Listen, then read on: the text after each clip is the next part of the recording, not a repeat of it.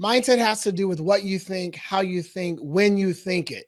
And when you have a strong mindset or have that strong mental toughness, you're able to mentally push through any kind of situation that you're in, whether it's bad, you can push through those tough times, and whether it's good too, because sometimes it's easy to be successful and then be complacent. But if you have strong mental toughness, you recognize that success is temporary. You got to keep challenging yourself and raising that bar. Mental toughness.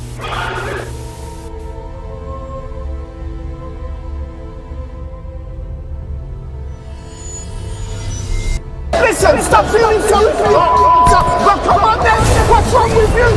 Mental toughness mindset. I had to go to grow. Sam Steve. Covers up. The pick happens.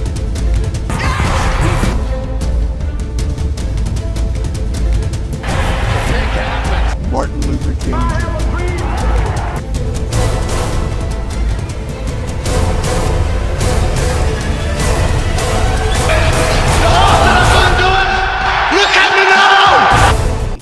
You got challenges that you're going to run across. All right, so welcome to another episode of Elite Psyche, the Mental Toughness Mindset Show. We're going to the show now. We're going to the really, really big show. That's what we're going to do with Elite Psyche, even though it's a pod. I know that, but we're going to the show. And on the show here, on our Elite Psyche show, we have guests that I feel that had made a mark in life, had some kind of success in their particular field.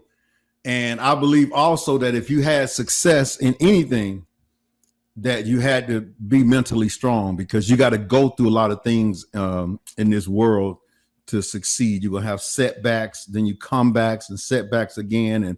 And the mindset and the mentality has to be strong for you to continue going, because a lot of people quit. And so for you to continue going to win. And today we have another guest on that I feel like and a lot of people have seen him play. So I know for a fact that he has some success, because just not some, he had a lot, because just to get to the NFL, that's success in itself. You know what I'm saying? Because you look at how many millions of high school players and thousands of college players, and then you get to the NFL and it gets real, real small. That number starts to shrink down to get there. And how many kids, grow up, from the, fifth grade on wishing to be in the NFL. And we got a guy here today, Mr. JJ Birden, who made it. And not only did he make it, he played, and he did well in the NFL. And so what I want to do is read his bio to you guys right before I bring him up. All right. So a small man in a big man's game. To appreciate the hero's journey that is JJ Biden's life, you must first know a few important facts. Wow. This talks about what I just said. Less than 6% of high school seniors go on to play college football. 6%, less than 6%. Of the 150,000 draft eligible college players, football players, only 253. Man, of the 150,000, 253, less than 1% are selected into the NFL draft. The average NFL career is less than 2 years. The average NFL player is 6'2", 245 pounds. The odds of making it in the NFL are staggering. The odds of staying in the NFL are even more amazing. The odds of doing both are the most astronomical of all when you're undersized and play one of the sport's most physical positions. Good thing JJ Birden never cared about the odds of success. Despite being the #1 high school receiver in Oregon, JJ didn't receive a single D1 scholarship offer. He was fast enough for sure, but at 5'9" and 133 pounds, Wow. That's like my leg, I guess. I don't know. 133 pounds. JJ was just too small to play with the big boys. At least that's what the naysayers thought. JJ knew he was good enough, and he set his mind to achieving the impossible. All he needed was an opportunity, no matter how small, even if it meant making his own. After receiving a scholarship to the University of Oregon for track and field, JJ earned a walk-on spot with the football team his sophomore year at Oregon. Walk-on spot. He was at the bottom of the depth. And I mean, when you look, when you know that you walk on to a D1 school and then you at the bottom of the depth, I mean, nowhere possible that you think that you're going to see some playing time on the field. But his coaches and teammates didn't know how hard he was willing to work. It didn't take long for them to find out. JJ became a starter the next season, his junior year. But like all long shot stories and underdog tales, JJ trials were just beginning. The remainder of the college career was plagued with injuries and unimpressive stats. Still, JJ's speed, toughness were enough to earn him an invite to the NFL Combine, a yearly gathering of the top 300 college prospects in the nation. Unsurprising to his teammates, coaches, and fans, JJ dominated the Combine. Wow. His performance earned him the 216th pick in the 8th round of the 1988 NFL Draft. That's when the going got really tough. A series of injuries and failed physicals culminated in one of the darkest moments in JJ's early career and one of the hardest weeks imaginable for anyone. JJ was rejected by 4 NFL teams in 5 days. He could have walked away from the game and given up hope in spite of what seemed like insurmountable odds. But JJ didn't even flinch. Instead, he did what he always done when faced with adversity. He found a way to win. Man, that's what I'm talking about. This is that mentally tough stuff we talk about, that the mindset stuff, the elite psyche. JJ would go on to play 9 seasons in the NFL. Remember, the average career is less than a quarter of that. Despite never being the biggest, strongest, or most physical guy on the field, what kept JJ on the field for almost a decade wasn't just how he played the game, but rather how he approached every day like it was game day. JJ was willing to put in the work and do whatever it took to improve.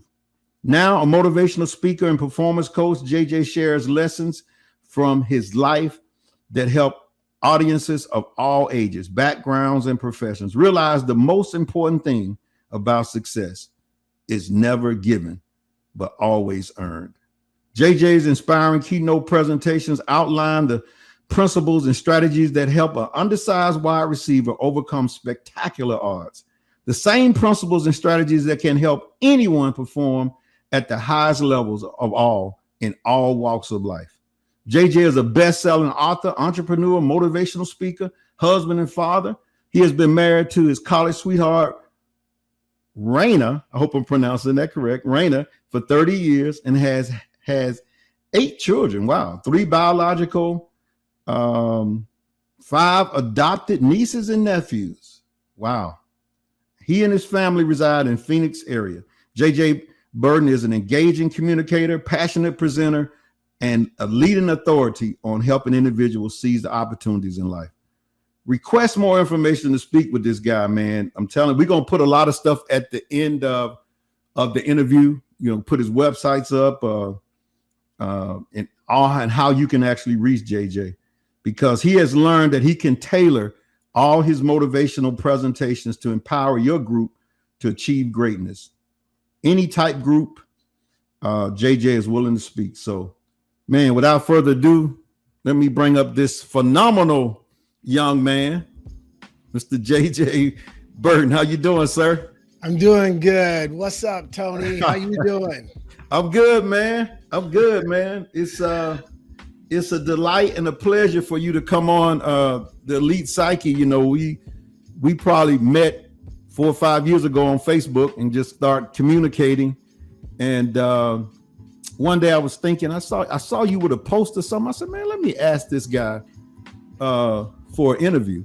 And without a doubt, you said right away, yeah, let's do it. Yeah. And man, I appreciate that. I really do. I appreciate you, because I don't just follow anyone.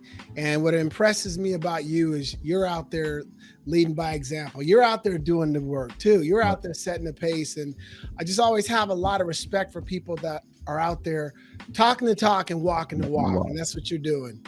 Okay, man. Appreciate that.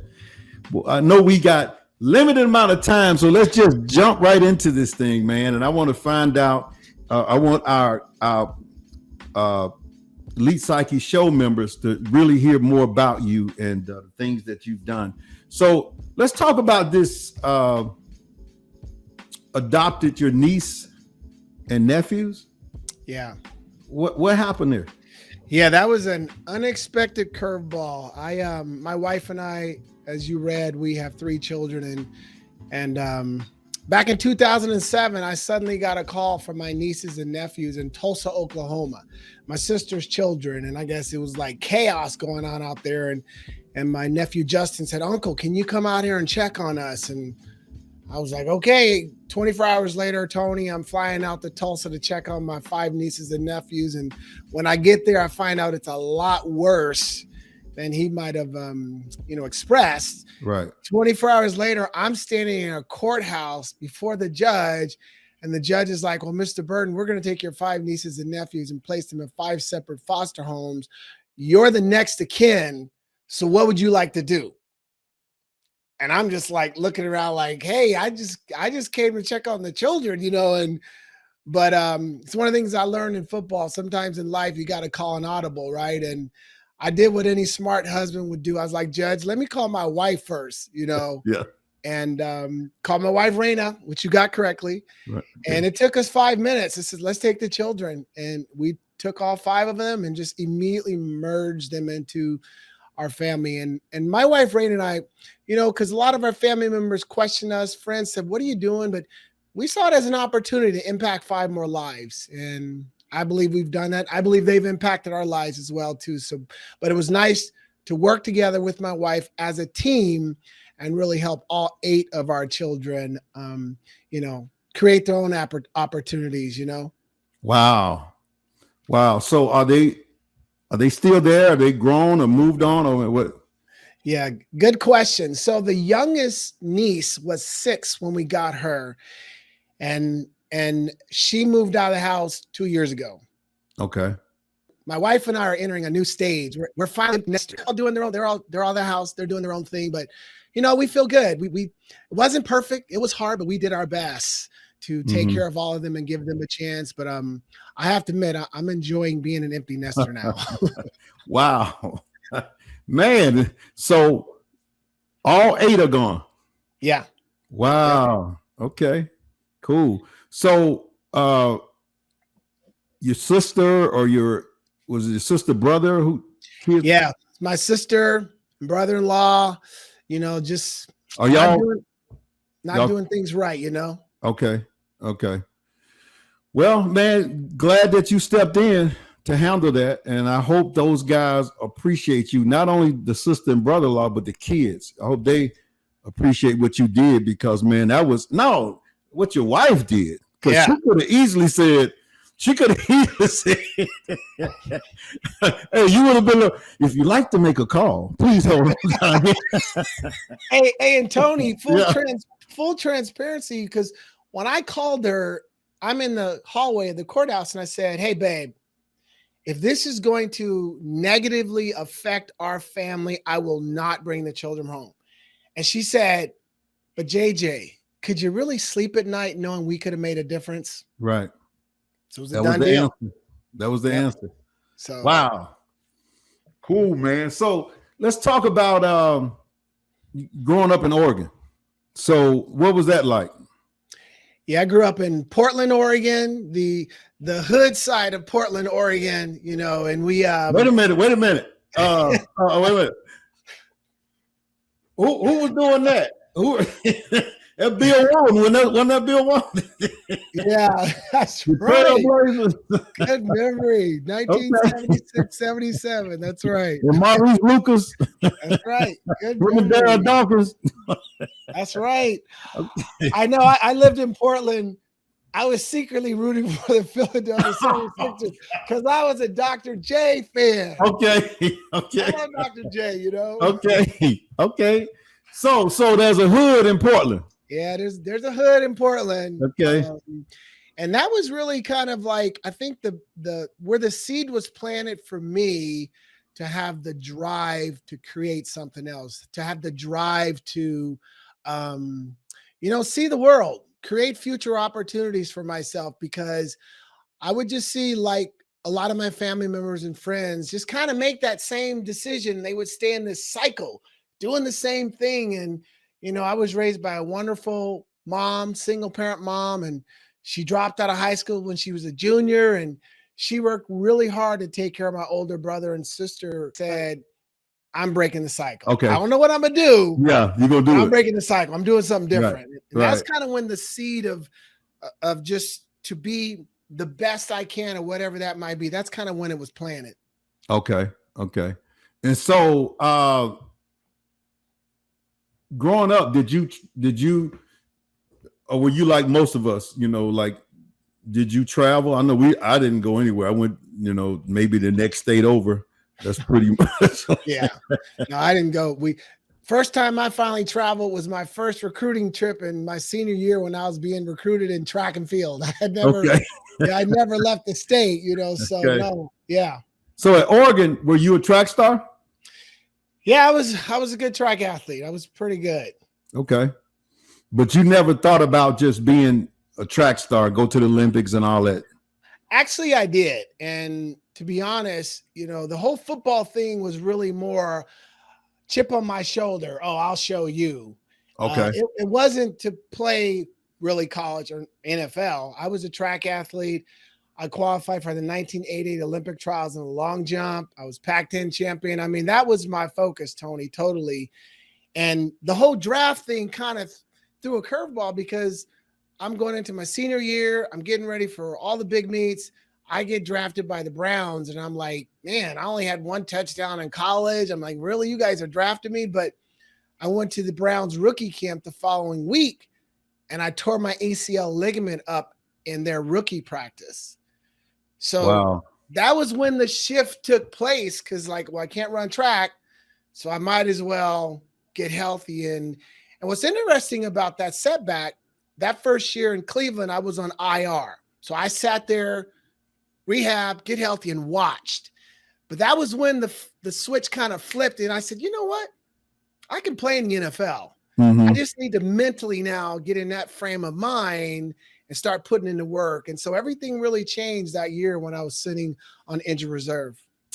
But you showed out at the combine, though, from what it says. So that's how the Browns grabbed you. Did you actually interview with them there, or you didn't even talk to them there? Yeah, no, I didn't. See, that's what's interesting. I didn't talk to any teams when I was there. The teams that came to Oregon and worked me out was the Browns, the Buccaneers, Washington. But we had this star safety, Anthony Newman. He was a superstar, and he was drafted like first round or second round. But so all the scouts would come see him, and they were like, well, we might as well see this wide receiver. So I always felt like I was kind of a courtesy. Well, let's just work it out. So it didn't really seem like they were real serious about me being there. But when I was at the combine, I kept hearing that I was this mystery track guy who could catch the football. That's what I kept hearing, What did you run at the combine? 4.3 at the combine. I ran like a 4.39, but most of my workouts after that, I was running like 4.32, 4.33. Combine's kind of weird because, the facility and all that. But when you get the individual workouts, you usually run much faster. All right. Here's a question. How many 225 did you bench? Oh, at the combine, I was 157. I benched 7 times. 225. Yeah, and that was a lot for me. That was a lot for me. 7 times. I had a guy on, Fred, and Fred Vincent, he played corner for Green Bay. He got hurt 3, 4, 5 times. Fred was a smaller guy too. This guy benched 19 times 225. I'm like, Dang. hey, my biggest number was your number 7. I did 7 225, and I'm probably double your size. I'm like, that's powerful. 225 7 times.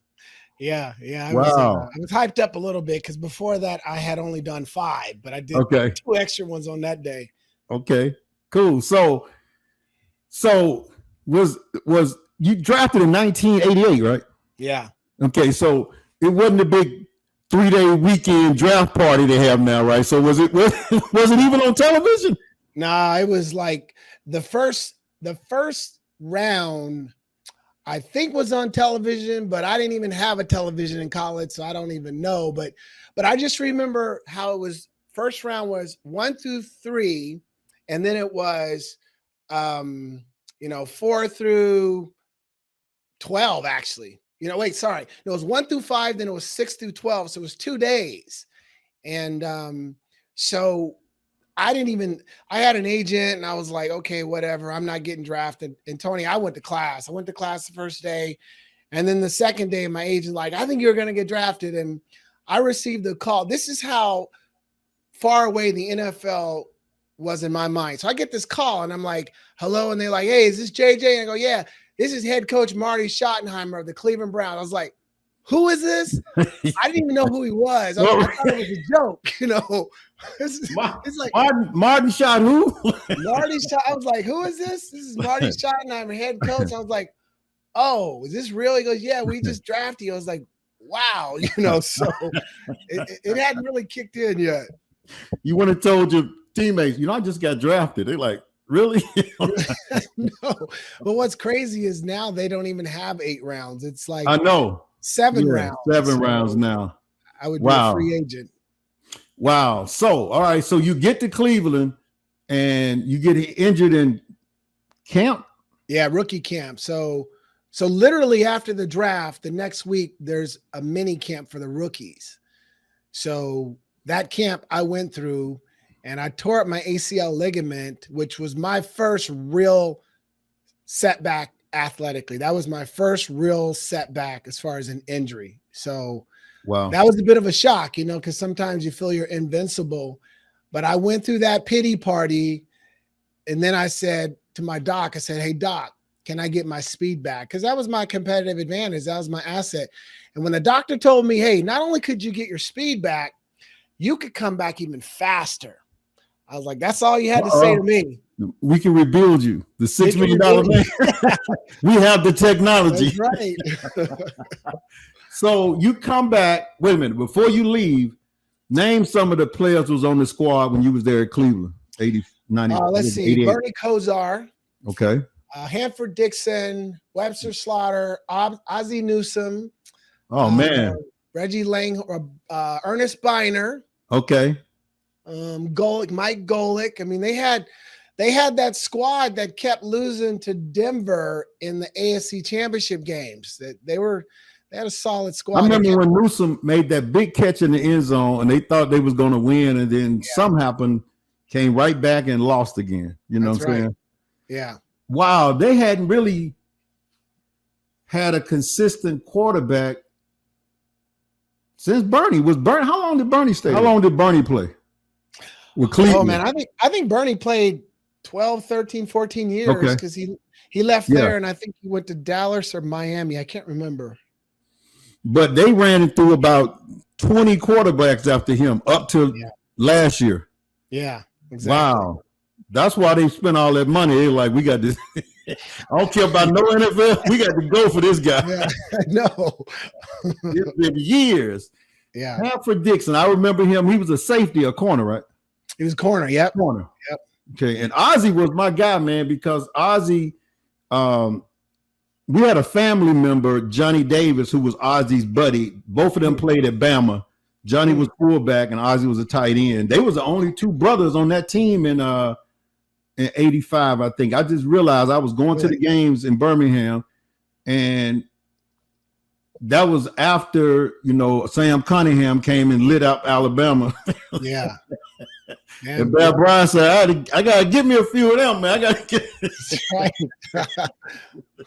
So he brought in some players, man. But Ozzie, I would put him up there with at least in the top 10 for tight ends. What would you say? Yeah, absolutely. Yeah. It's unfortunate because, a lot of the players today, the fans of today don't know about Ozzie and what he accomplished back then. But man, he was definitely one of the top. Man. Ozzie was up there, man. All right. So you get you go to Kansas City. How did that happen?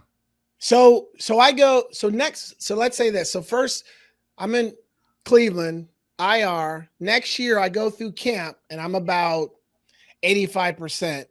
And they're like, don't worry, we're not going to cut you. You're still rehabbing. Just go through camp. So I go through camp. I have a pretty good camp considering I'm not 100%. Right. And you know what they did? They cut me. They cut me. They're not going to cut me. Yeah, right. No. So they cut me. Did they do the bring your manual, clean out your locker? Oh, yeah, bring your playbook. They sure did. Bring your playbook. And I was like, no, but you ain't gonna cut me. Well, what I need that? You gonna change it out for me? And they're like, and what they do is that if they can get you on film, because they got me on film practicing, they're just like, hey, well, he's moving pretty good to us. That's kind of legally how they can do it. But so what happened was the very next day, I get a call from the Chiefs, the Lions, the Packers, and I go visit each city, and I flunked their physicals because I have swelling in my knee. So like, and you read my bio, that was that 5-day period of the dark days. Yeah. It was like boom, boom, boom. And I just realized that, hey, I got to get healthy. That's what's stopping me. And so I rehab. A couple weeks later, I get a call from the Cowboys. This is 1989, Jimmy Johnson's first year. Aikman's a rookie. I signed with them. I'm on the team all year. I never get in a game, the whole season, never get in a game. And when that season's over, Jimmy Johnson's like, kid, I don't know if this is for you. You should go do something else. And so that was kind of that moment where, your back's against the wall. Yeah. But wait a minute. Let's back it up. Let's back it up to the darker days. I know you had to be mentally to deal with that. That's why I would talk about the mental toughness there, because I'm sure you had friends, family members saying, man, just give it up, man. Just say, you can't. I'm sure you had to hear that. Oh, yeah. I can remember my grandma, who was my biggest fan, Grandma Bell. She was like, baby, this ain't for you. You need to give it up. Right. I heard that over and over. But what helped was I had my wife in my ear saying, hey, babe, I know you can do this. You just got to get healthy. So it was nice having that positive reinforcement from somebody who knew you, who believed in you. Right. And that kind of helped me silence the dream stealers who was trying to take that away. Wow. Okay. So then Jimmy Johnson tried to take it away. Yeah. He tried to. But see, the one thing I recognized, Tony, was I was about 100%. And when you go through practice, I was going against Everson Walls and, their DBs, and you start knowing whether you got it or not. Yeah. You know it. And I knew I had it. Okay. And it was just a matter of getting on the right team. And so I had about 5 teams interested in me, and I'm looking at all 5. And Kansas City to me was the right fit because, one, they had no receiver that could run under a 4.6. So I was coming in running 4.3. Marty Schottenheimer was the coach in Cleveland who drafted me. Now he's the head coach in Kansas City. So I thought this was the best business decision. This was the right decision, the right fit. And what year was that? That was in 1990. So was Barnett there then from Jackson State? No, he came the year after. Okay. Tim did. Yeah. Okay. So y'all played together? Yeah, we sure did. Played about 3 years together. All right, cool. So Kansas City. All right. So now you get there. Who else is on that squad? So I get there. Steve DeBerg's the quarterback. Stephon Page, the top wide receiver. Christian Okoye, the back. What was his nickname? The Nigerian Nightmare. That's it. Nigerian Nightmare. Yeah. Okay. I heard he was a super nice guy though. Yeah. He's we used to call him like a gentle giant. Wow. Big giant, but a really nice guy. Great team member. Just love playing with him. You know. Who was And on defense? defense, they had Deron Cherry, Derek Thomas, Yeah. Neil Smith. Wow. Yeah. They had and Albert Lewis, Kevin Ross, really Yeah. nice secondary. Albert Lewis Grambling. Yeah, Yeah. that's right. Okay. Yeah, that's right. So were you there when Derek Thomas had that accident? No, that was right after my career. Okay. So when I retired, I think it was like a year or two afterwards. And yeah, that was. I heard he was a great guy too in the community and everything.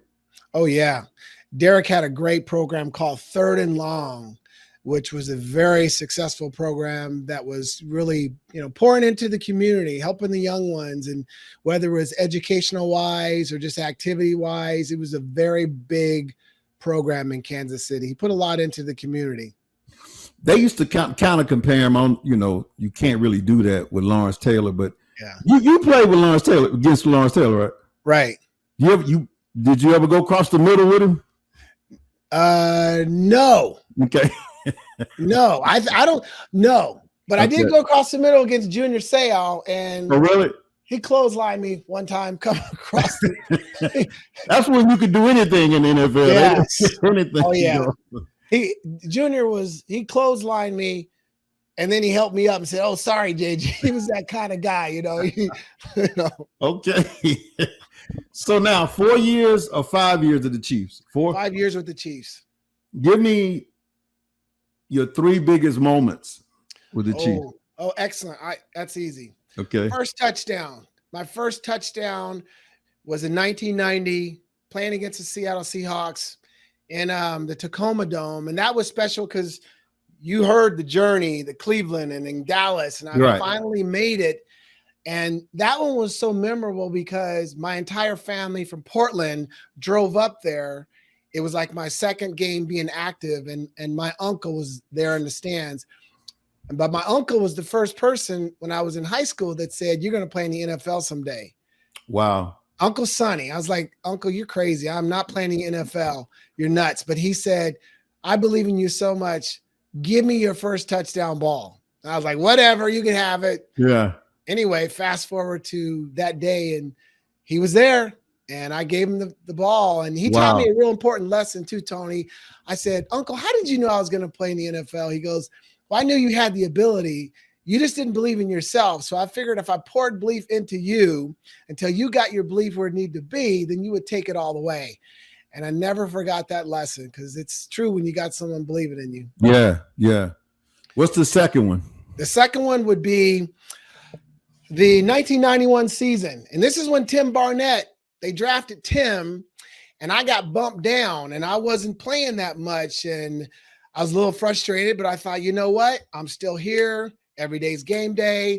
Let's treat practice like it is game day. Anyway, took the whole season, but they finally played me a lot the very last game against the Raiders. And I had 8 catches, 188 yards, 2 touchdowns of 57 and 52 yards. And that changed my career because after that game, Marty was like, "How would you like to be a starter in the NFL?" And I started the remaining 5 years of my NFL career. So that was real monumental.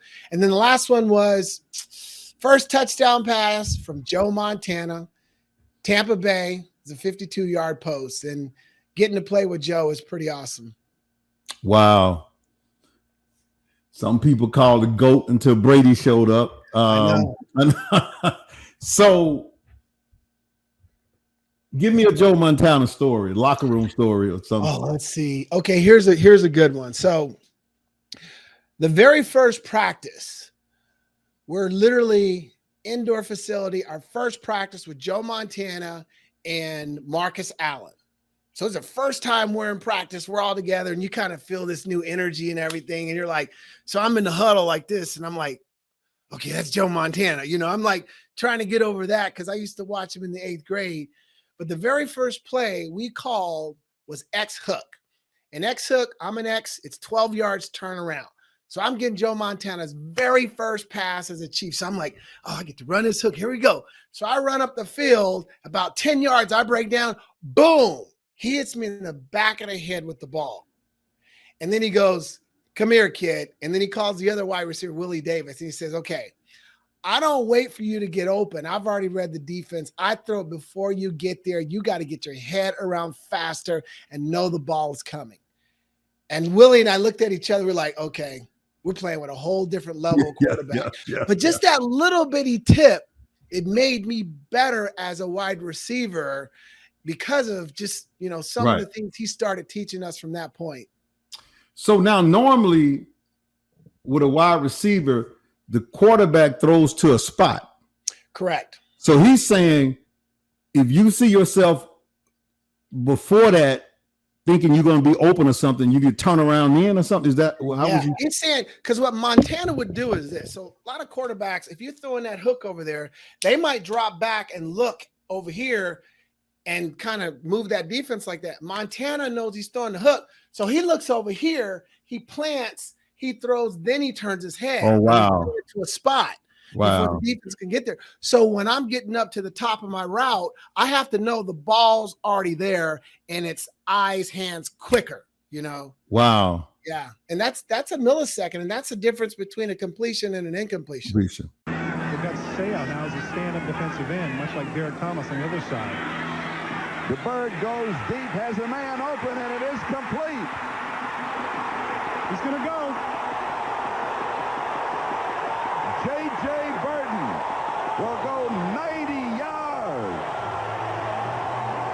This crowd is ignited. Straight man-for-man coverage right here. And he just beats his man. Donnie Eller couldn't stay with him, and he shows the speed. Sammy Seal is the fastest player on the San Diego Charger team.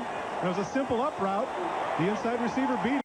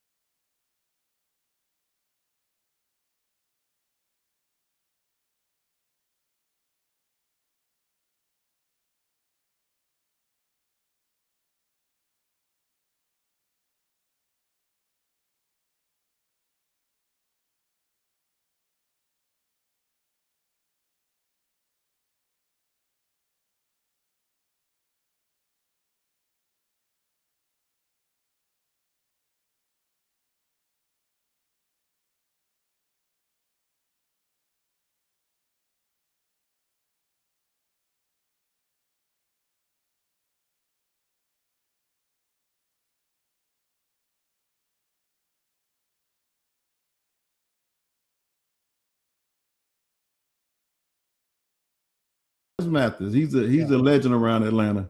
Oh yeah. Okay. So after that, did you move out of Atlanta and go back to Oregon, or what? Did you stay in Atlanta? Yeah, once my career ended, because after I hit that 9th year and I had another knee injury, and I thought once I got healthy, I thought, you know what? I didn't think I'd ever play in the NFL. I got 9 years in. Let's walk away now. And so we moved back to Portland, Oregon to appease the family. Let's go back home. And we were there about 6 years, and then we got tired of that rain. Yeah. And my wife and I were like, we don't have to live in this weather. Let's go find some sun. And that led us to Phoenix. Man, you left Atlanta. You left Atlanta during the Freaknik years. I know, and we loved Atlanta. Yeah. We did. We loved Atlanta. Wow. Did you live out by the camp? I mean, by the practice field? We were up in Swanee, Georgia. Yeah. Okay. All right. Yeah. All right. So now, when did you start the motivational speaking? I started the motivational speaking about 8 years ago. But first, I got into network marketing, and that's what really led to motivational speaking, because, as you know, I was speaking at events, on stage, parties, so I had always wanted to coach, but I didn't want to coach in athletics. I wanted to, how could I take what I learned, the principles in the NFL, and then share that with the world? And that's kind of how motivational speaking was born, So you had to start with Isogenics in the beginning. No, actually, I was with one other company first. It was a healthy chocolate company called Shosai Healthy Chocolate. Wow. Did they stay around long? No, they were great product, great company, horrible management, horrible leadership. And I was there about 5 years, and about year 6, I knew that they weren't going to make it. And I resigned and looked at 50 different companies. And that's what led me to Isogenics. I thought, I want to be in the industry, but I want a legacy company that's going to be around, Right. That led me to that. So the initial company, the chocolate company, what made you even look at the industry? Was it somebody successful or what? Yeah, good question. So when I first retired, I had the dream of being an entrepreneur, and I met some doctors in Kansas City, and I got involved with some medical companies. I had 2 small businesses in Kansas City. And I ran those with these doctors. They were physical therapy clinics. And I love working with people, but all the headaches that came with those businesses, it just wasn't what I thought it was going to be, especially from a monetary standpoint. And then I had a friend that introduced me to network marketing, and I got it right away. I understood it. I was open to it, but I wasn't just going to do any company. And I kind of looked around. But anyway, my buddy had this new company at Healthy Chocolate. Chocolate has medicinal benefits. And I thought, let me give it a try. That was kind of like, let's test it out a little bit. Okay. But I think that 6 years in that company helped me appreciate the industry, understand it, but also recognize that you got to be with a good solid company, what you're looking for. Yeah. But I like the entrepreneur aspect. And the other thing I like, as you know, the business model is about helping other people. Mm-hmm. You think about in the NFL, you're on a team, but you secretly want that guy in front of you to mess up. Exactly. That guy behind you wants your job. Not on the spot. Yeah. But I like, as you know, in network marketing, it's like, how many people can you help? And I love that aspect. Yeah. You want them to succeed because then you'll succeed. Yeah. Yeah. I always thought about that in the NFL, because you know how a quarterback would go down and then another one come on, and then you would see them on the sideline like cheering them on, but I know they're thinking, I'm done, I'm cooked. I mean, you smile when they score. It's like when Tim Barnett, they signed him, and physically Tim was like unbelievable. He was big, he was strong, he was fast, and we were like, man, this guy's it made me step up my game. Right. And it actually made me better. We were 2 different types of players, but some people, as you talk about mental toughness, some people will look at that as a threat, and it negatively affects their performance. that kind of stuff made me better. Better. Okay. It made me better. And Tim and I are great friends to this day, you know. So okay. All right. So give me a Falcon story in the locker room. You got one? What any Falcon other story? Yeah. I probably would say the best Falcon story. Wait a minute. That wasn't the gunslinger coaching, was he? No, he wasn't. No, that was before, I was after him. Okay. Who was coaching then? June that Jones. was who? June Jones. Oh wow. Okay. Yeah. Yeah. After that became my favorite. He's the one who took him to the Super Bowl. Cowboys, the guy. Dan Reeves. Yeah. Yeah. Yeah, that's my guy, man. I like Dan Reeves. That's right. Okay. So any Falcon story? Probably. Do you remember Craig Hayward? Yeah. Ironhead Hayward. Yeah. Craig Ironhead was an interesting player. He was one of the guys that he was the clown, you know, he was the jokester. Right.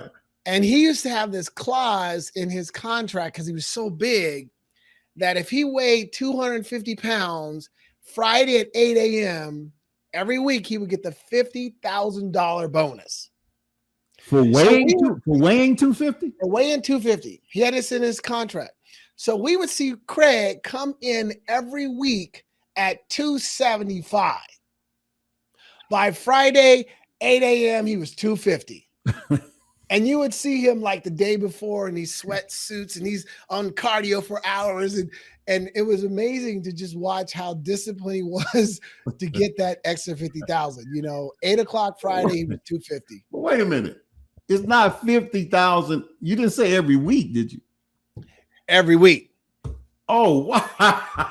Because his weight was an issue. Yeah. He was at 280 when he was with the Saints, and they were like, we need you at 250. Wow. So they put it in his contract. And so, hey, the right kind of motivation to get someone to do anything. I'm telling you. I starved myself to death for that. Wow. Okay, so Isogenics, you get started with them. What year was that? That was in 2013. Okay. All right. So that was your introduction to motivational speaking. Did you start?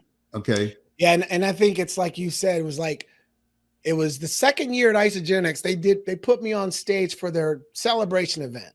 Mm-hmm. And there was like 15,000 people there. And I had this 15-minute part.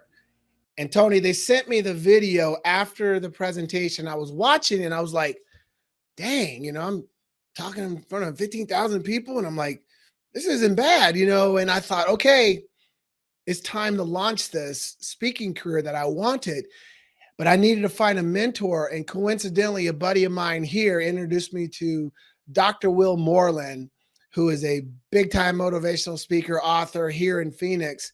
And I met him and I said, okay, I want to write a book. I want to become a professional speaker. Will you be my mentor? And I hired him. And I guess you say the rest is history. History. Okay. Yeah. Yeah. All right. Real good brother too. He's he might be somebody you might want to interview. Yeah, I'm very well respected. I'm gonna look him up. I'm definitely Will Moreland. Okay. So have you been out the country speaking or only in the US? I did UK. Okay. But I do most of it in the United States, and I've narrowed it down too, Tony. I'm doing more corporate now. Okay. When you first start out, you kind of do a little bit of everything, but I'm doing more corporate because I find speaking to business professionals, it's very similar to being a professional athlete. There's so many variables, or there's so many similarities. Mm-hmm. Characteristics wise, as far as what it takes to be successful. And I find out the business community, they want to know what it's like to perform at the highest level. They want to know what it's like to be the best of the best and overcoming those obstacles. And so, you know, that's been my story. And it's a privilege to be able to share with them what that takes and what you got to do and how you maintain success. Because, you know, success is not a continuum. You got to continue to work at it. So have you shared the stage with any other guys that, you know, like maybe it's 5-panel. I actually, it's funny you asked me that. I actually did my first panel last week at Isogenics' celebration event. In Orlando. I've never done a panel. That was my first time doing it. And we spoke on the why, the importance of knowing the why. But usually I'm on my own. But that was a nice change of pace, to listen to other professionals who are succeeding and just kind of sharing with the audience our viewpoint of, how important understanding your why is and what you're doing. Did you meet Mr. David Moses? Have you met him? Yes, I did. Yeah. That's my guy. I used to be a part of Zija, and David was the master distributor. Really? Yeah. So when Isogenics bought, Zija, do you use any of the XM products they have there? Yeah, the XM, man. Every morning. Yeah, everybody loves that product. Okay. Yeah, those guys have really, I guess you could say they shot kind of gave Isogenics a boost of new energy. Chris, it's been good. Yeah, I was at Zija when Chris came on board, and Chris is he's a prime example of what you would look at for network marketing, meaning that he came in, that was his first company, and he hit millionaire status and been millionaire status ever since. You know what I'm saying? Really? Chris came in looking to make, extra $100 a week. Yeah. And now he's making an extra $1 million. I remember that clearly. All right. So motivational speaking, anything else? What else are you doing? Isogenics enough. Isogenics motivational speaking. But what about Raina? Does she do Isogenics, or does she come around travel with you? Yeah, she's with me in Isogenics behind the scenes. Raina's like, don't put me in front of anything. I'm behind the scenes. So she does everything behind so I can be out, Right. She travels with me when I speak, which is great because she does all the logistics and stuff, which makes it easier for myself. But and she actually still works. My wife, once the kids move out, she loves to work. She's a medical coder from home. She does medical billing and coding, and she loves it, and I think it's kind of one of those things where, like, you've been raising and taking kids for so long. I want to do something myself now. Exactly. Yeah. That's cool, man. So what would you tell a kid now in high school that's want to be in the NFL, and we know the numbers, we've already said that, what would you say to that guy? I'd say a couple things. One is, I would say, first, try to play multiple sports. Don't just specialize in one sport. I mean, I don't agree with what kids are doing today. Coaches are pushing kids to play football year round. I say play multiple sports, because one is, being in multiple sports is going to have benefits for you athletically. All right. The other thing is, it could create options, such as it did for me, having options in track and football. Second thing I would say is, listen to your coach. Whatever your coach is telling you as far as working out, make sure you're putting in the work right now. And the last thing I would say is this: whatever you decide to do, understand this. Not everyone's going to understand your journey. Not everyone's going to understand your choices. And that's okay. You can't get caught up in that. You have to understand your journey, and you have to commit to it. You got to be willing to do the work with consistency. And if you're willing to do the work with consistency, unexpected opportunities will definitely come your way. Okay. I got a few mental toughness questions I want to ask you. And I want to make sure I go through these, because I always forget. And I also got one question at the end I want to ask you, and I hope I don't forget that. So you remember that if I don't bring it up. Where's those questions? Okay. How would you define mental toughness in, just say, in business and in life, in football, whatever, just mental toughness in your mind? I would describe mental toughness as having a strong mindset, because Mindset has to do with what you think, how you think, when you think it. And when you have a strong mindset or have that strong mental toughness, you're able to mentally push through any kind of situation that you're in, whether it's bad, you can push through those tough times, and whether it's good too, because sometimes it's easy to be successful and then be complacent. But if you have strong mental toughness, you recognize that success is temporary. You got to keep challenging yourself and raising that bar. So I can imagine it's been times where maybe you dropped the ball that you shouldn't have dropped, and you felt so mentally you had to snap right back, because if not, it could take you out. I remember listening to Bill Parcells say, he used to always say, "Don't lead a huddle," because if you lead a huddle and another player comes in, Yeah. you know what I'm saying? Yeah. That player might have been waiting on that chance all his life. Yeah. And to try to get it back, you know what I'm saying? So that whole mental toughness mindset and then, you lived it through injuries. Yeah. You had to block a lot of stuff while you were recovering to keep going. Yeah. Yeah. We had to have that short-term memory. And one thing I learned from Marty Schottenheimer, he taught us this concept of one snap and clear. Because every time there's a play, they snap the ball, the play goes, no matter what happens. If you have good results, you have bad results, when that whistle blows, you got a one snap and clear. You have to forget about that play and go to the next play, because if you're thinking about that last play, that last mistake, that last, catch, then it could affect your performance on the next play. So that's something I use to this day, one snap and clear. Wow. All right, let's see here. Where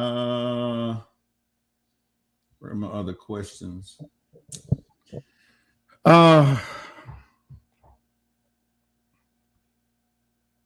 When do you feel that you can become, well, you just kind of answered that, but do you catch yourself from becoming too overconfident? Yeah, good question. I do. But I think the years of being a professional athlete, I developed a habit of always kind of saying, okay, what's next? So it's like you have that great day, that great week, that great performance, that great presentation, that whatever. It's always like, okay, that was, you celebrate your wins, but it's like, what's next? Because in the NFL, you had to have that ability to keep raising the bar, keep challenging yourself. And so today I still have that same mentality that, I gave a presentation just last week or 2 weeks ago in where was it? North Carolina.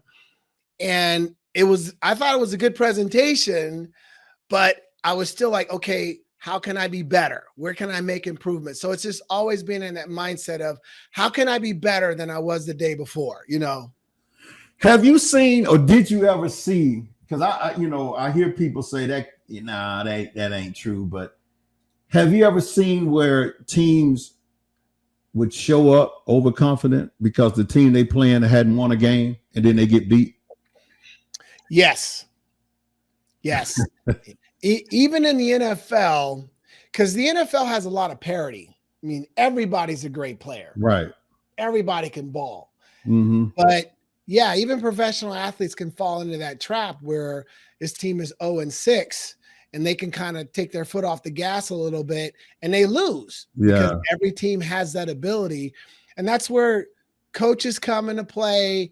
That's where, like, for instance, for me, I always had that ability to keep pushing myself, because I always felt, Tony, that at 5'10", 157 pounds, even when I became a starter, they were always trying to replace me with a taller wide receiver. Right. I'd see tall guy, so I was always like you said, every day was game day. It's my game day. I do not want to give them a reason to bring so-and-so in. So for me, it was always something I always had to deal with, but I would see some players struggle with that. And the more players that struggle with that, obviously that's going to affect the whole performance of the team. Have you caught yourself being a public speaker, motivational speaker? And I'm sure if you did, you kind of snap back out of it. But before each presentation, a week or two, feeling like, well, I don't really have to do what I need to do to prepare for that. You know what I'm saying? Like you prepare, like the first one you prepare for. Yeah. Are you still preparing like that now? Are you? Good question. Great question. So let me say this. I always prepare like, I'm obsessed with preparation. But there have been some where I started my preparation 2 days before or 3 days before, and I gave the presentation and people loved it, but it didn't feel like it was my best. Mm-hmm. And so I just said this to my wife when I gave my last one, that I have to start that preparation at least a week out. Even though I've given the presentation before, I start now a week out. But yeah, I have fallen victim to that. Mm-hmm. And I make sure that I don't do that back to back. I got you. Is there a for JJ Birden, is there a daily routine that you do that during the day when you wake up, I'm gonna do these 5 things every single day regardless? Or is there you switch it up? Yeah, it depends on what I'm working on. This is a really good or insightful question, because what I do is I have days where I'm focusing on isogenics. Mm-hmm. And I have days where I'm focusing on speaking. Okay. So if I'm focusing on speaking, I know that I'm doing this, this, and this on this day. If I'm focused on isogenics, it's this, this, and this. And so I'm very regimented. So every night I have my schedule put together on my calendar so that I can just hit the ground running. I don't have to think about what I got to do, because I want to try to maximize the day as best as I can. What's one thing that if you didn't do, you felt awkward during the day? Like it's one thing that I got to do this, something like that. I'll tell you what's funny to me. I heard J-Lo say that even though she works out, even though her body looks good, that she eats a cookie every day. She got to have her cookie. Really? Yes. She said that keeps her craving away. So she don't have to worry about craving for other sweets. So she get that cookie in. Yeah. Is there anything you do every day that you work out? Okay. I got to get it in. I got to get some kind of fitness in. And I like to do it in the morning. I have my most energy in the morning. And it's more because, when you work out early, it helps you deal with the stress and the challenges throughout the day. You're just in a better frame of mind. And I just feel so much more invigorated and ready to take on the day. And the days I don't work out, I have to you can feel it, Yeah, I can feel it. But then the other side is I have to remind myself I need a break. So one of these days, I have to figure out what day that's going to be. I don't work out. But yeah, for me, it's just that fitness. So is it cardio or weights, or just cardio, or which one is it? Both. Combination. Weights, cardio. Weekends, my wife loves to walk. She loves to hike. So I do that with her. And a little bit of everything. I like the variety to keep the body guessing, Y'all walk the neighborhood trails or what? What do you? Yeah. We walk the neighborhood, and then we've got some mountains that are pretty close. So we'll hike up the mountains. And my wife, it's interesting because I've been married 33 years now. And this is what you learn about marriage. Is like, I hate walking. I hate it. But my wife loves it. So I love it. So I do it with her. So you love it. I know that's right. Yeah. Wow. Man, look, I can let me hold on. I said I was gonna ask the 3 and I asked 2. What was the third one? Which fears that you think prevents most people from winning? I would say fear of failure. Mm-hmm. I'd say fear of failure because, I think so many people don't know how to handle failure. They don't recognize that failure can be one of your best mentors. It could be one of your best coaches. It could be one of your best teaching moments, because as you probably know, that we learn from our failures. Exactly. They make you better if you embrace them. And I just think people are often too afraid and they don't know how to respond to it. Mm-hmm. And Okay. that's one of the things that, in Isogenics, and even when I'm on stage, I have this part where I talk about that. Even like when I got rejected, those moments made me hungrier. Yeah. It was like, why did this happen? What can I learn from it? How can I turn this into an opportunity? And I try to help others understand those are breakthrough opportunities. Those are moments that can make you better. Right. All right, here we go. This is the most important question of the whole interview. I said I need to ask you this at the end. We have to know. You ready? Yeah. Who's the GOAT, MJ or LeBron? This is a good one.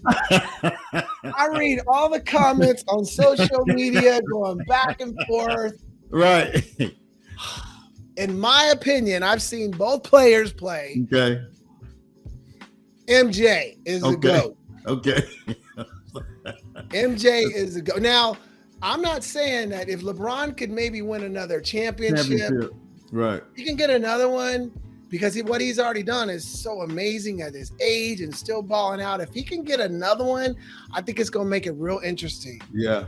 Yeah, you're right. If he got to get it next year, though. I don't know if he can do it a year after that. Yeah, he got to get it next year. Yeah, he got to, man. That's because already what he's doing already is phenomenal. Yeah. You know what I'm saying? At his age and how well he's playing. So, but yeah, MJ is my guy too, man. Well, look, JJ, I appreciate you, man. I took an hour of your time. You gave me an hour of your time, man. I'm going to make sure I make this interview the best possible when I put it out. I'll let you know when it's coming out, man. And so how can we reach you? Like, if people want to find out about, they want you to speak for them, or they, whatever kind of information you want to put out now, what's the best way to reach out to you? Yeah, there's two websites. Speaking wise, it's jjburden.com.